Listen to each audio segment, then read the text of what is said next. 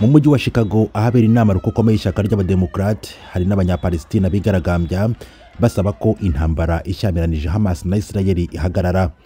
Ku mugoroba w'ejo kuwa gatatu ubwo iyi nama nayo yari igeze ku munsi wayo wa gatatu, abarenga igihumbi bihaye imihanda umunsi umwe nyuma y'uko habayeho gushyamirana na polisi 56 muri abigaragambya bagatabwa muri yombi.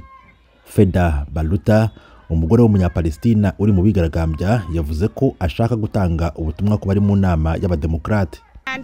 Ishyaka ry'abademokarate ntizabona amajwi yacu niba jenoside ibera i Gaza idahagaze aka kanya. Ijwi ryacu rirabara, ibyo turabizi.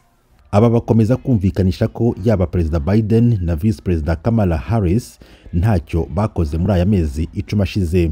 Ku ruhande rw'abashyigikiye Isirayeli, Netra, umunyamerika ufite umwana wafashweho ingwate na Hamas, abibona ukundi.